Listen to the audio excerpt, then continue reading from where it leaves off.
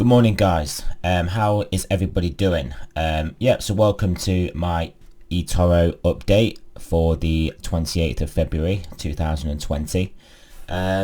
So position wise, we are currently still in this long gold trade. We still got this money allocated here, and we have just taken a short in the euro Japanese yen. We actually took a long in this the other day. If I take you over to see the chart to see why we did this.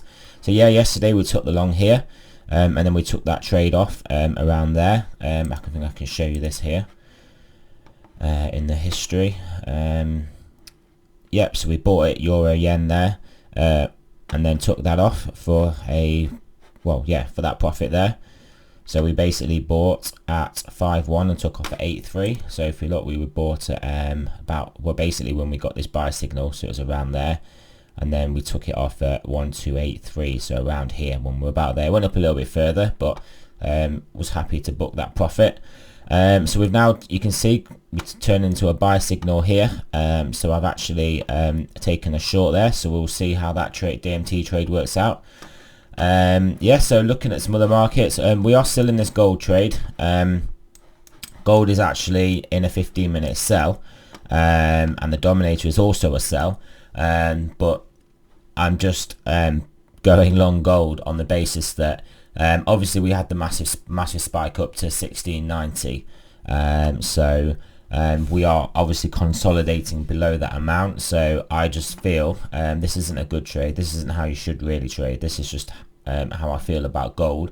Gold did get smashed down. They sold they sold a lot in the early hours one morning last week to smash us down, because gold and silver are pretty manipulated markets by the COMEX with paper contracts. But what happened was we sold down, so I do think we are gonna eventually have a pop back up. So either people are going to get out, obviously are getting out of stocks, and then gold's going to catch another bid and then make another move up, or the Fed's going to do emergency rate cuts or QE or whatever they're going to do to try and prop up the stock market, and then gold will likely go up. So yeah, so that isn't a DMT trade. Obviously I didn't FOMO in. I was long gold before. I didn't FOMO in around like the high 1600s, but I think around this level we are forming a bit of a base, and we can push back up over 1700 this time. So that is a view. That's my view on gold. The dollar index. I mean, this will likely obviously will have to only give us a buy trade yet. This is coming off a lot. This was holding over.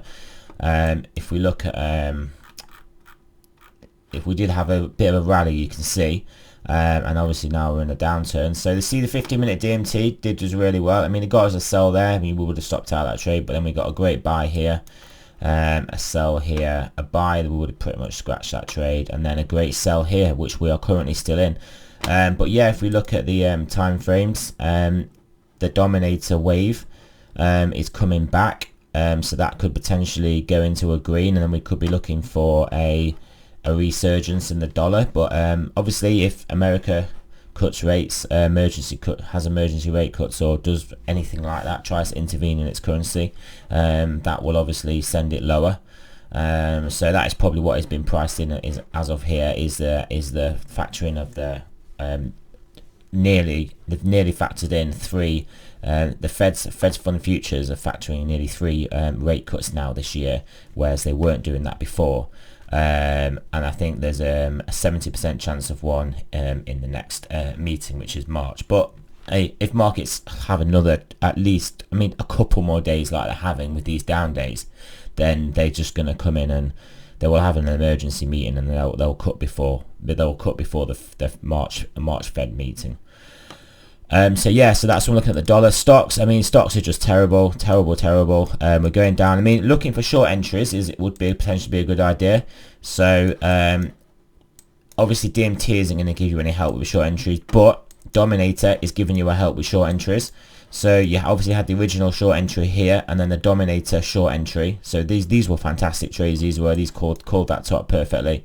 And then nearly got a buy there, but we still stayed in the sell. So then we got a buy here. So what I would suggest, when we have a clear trending market, I mean, we can look at, so if we look at like a higher time frame, you can see we are in a clear down. We're selling the Dominator and selling DMT, so we're in a clear downtrending market. So then if we go to the 15-minute, like I said, we're not going to get a DMT sell on this time frame. Possibly if we went to 5 minutes, we might get some buys and sells. Yeah, you see we've got some buys and sells, and then you could look to sell the sells. But I think an easier strategy is staying on the 15-minute, and then just looking at the Dominator sells. So don't really buy into the buys, and then as soon as you get the sell signal again, which was obviously here, and then sell again, and then ignore the buy signal. As soon as you get the sell signal again here, then sell again. And then we had the buy and the sell signal quite closely here. So after this pump up, then we got the sell signal again, and then obviously the dump was initiated. So I wasn't trading that this way before, but I will be now. So I'm obviously waiting for the next potential sell signal.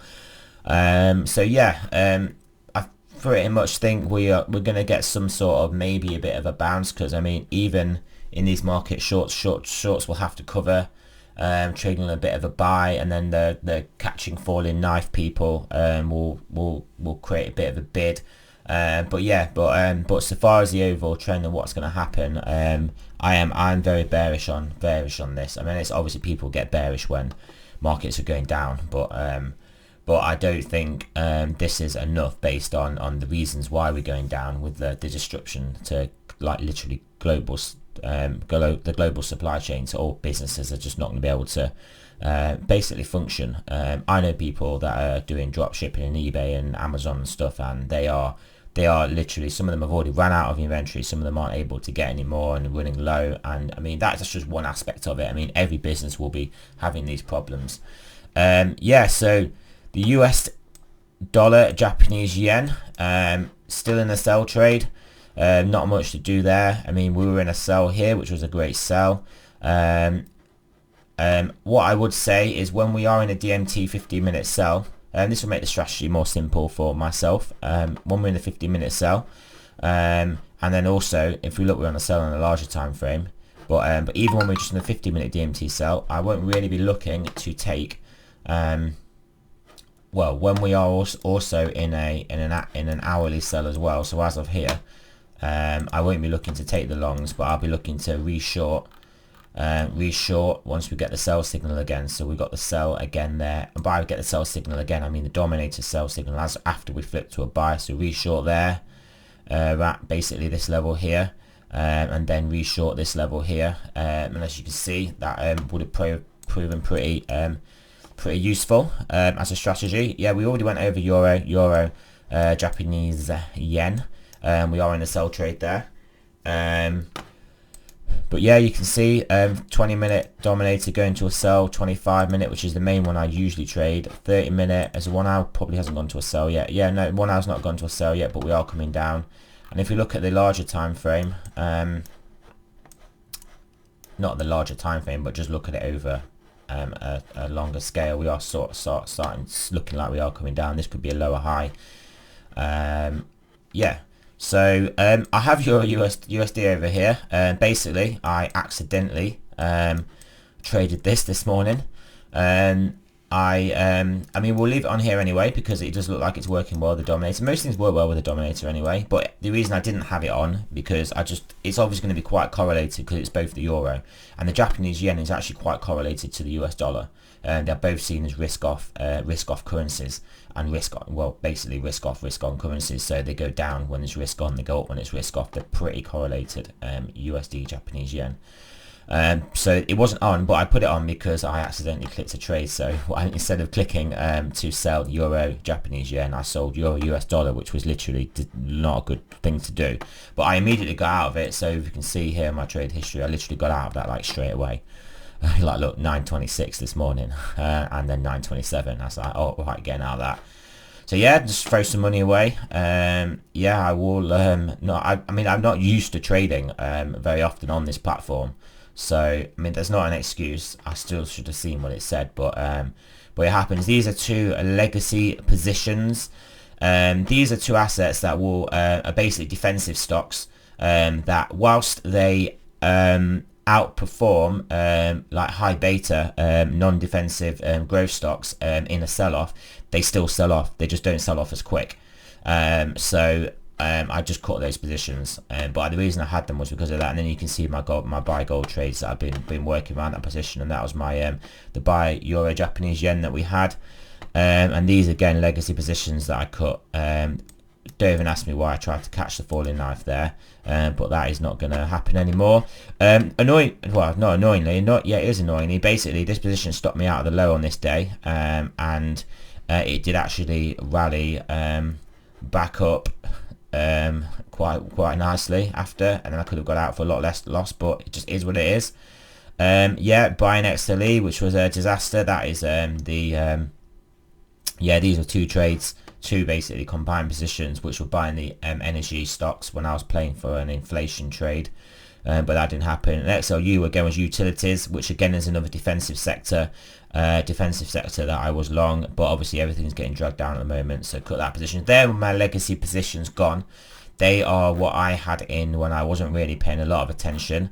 That is obviously not how we're trading going forwards. It's just the DMT trades. So if you go to my portfolio now, I believe that currency trade is moving against me, but let's have a look at it.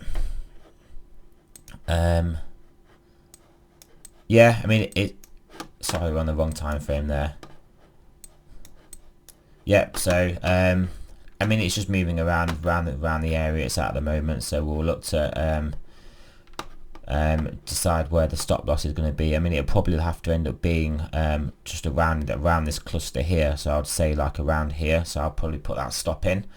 But yeah, also this is sloping back up, but we are also in a larger time frame buy, so even though the Dominator is coming down, so yeah, so I mean the signals are never necessarily going to be clear and always work out, and not necessarily going to go on side first, as I've shown you guys in back tests of this. So yeah, so that is all that really. What I do want to say to you guys is, yeah, be careful out there. We're trying to catch this falling knife in stocks. I mean, oil is getting whacked, like oil's getting hammered, and this is not good. But this is just disastrous. I mean, we've had big sell-offs in oil before, and this could easily get down to about $20. This could easily get lower. Remember, the trend is your friend. I mean, like I said, I don't think this virus is gonna suddenly turn around and stop spreading and stop people going to work and stop people and things that it's basically stopping doing. I mean, if it's shutting down schools, people aren't going to work, things aren't being delivered, factories aren't opening. You can see it's just disastrous in this this globalized just-in-time supply chain world that we have been living in for a while. So be safe out there, guys. Like I said, I'm only looking for re-entering shorts in here, as well. Not that I'm even ever getting a short entry, although we did get a short at this level just here, so a re-entry short, which would have been just an amazing trade. And then we did actually get a re-entry short just here after we gapped down, and then we actually got our original short there, and then a short here as well, but obviously the market did move up there, so that would have been a losing trade. But yeah, we had our Dominator original sell here in crude, and then our DMT sell, so we knew we were then fully in the bear market. Once we're in the DMT sell, then we are only looking for shorts in the Dominator. So yeah, so I hope you guys can see how my strategy should be profitable now that I'm using it properly on here. This is what I use for my crypto trading. So yeah, so this is my 3 account, where you can see nine. These are my deals that I've done, trading this strategy on crypto, on basically Ethereum and also Ethereum and Bitcoin. So I've only been doing this using this strategy half month. This is actually automated. This is run by a bot as well. So these takes trades if I miss them, like at night when I'm asleep or the weekend. So you can see we had 1, 2, 3, 4, 5, 6, 7, 8, 9 trades. 9 trades completed. This was actually a scratch, break even, so neither profit nor loss. But yeah, 2 losses, 1 break even. I mean, this is basically a break even as well. There are a few break evens, but you can see overall up quite a bit of Bitcoin in those trades. So this is basically the same indicators that I'm using for my eToro trading now. So yeah, so I hope that was useful and insightful for you guys. Remember, I'm not a financial advisor. It's not a financial advisor. Always do your own research. Yeah, all that jazz. So yeah, so be safe out there, guys, and I'll speak to you all guys soon. Speak to you all soon.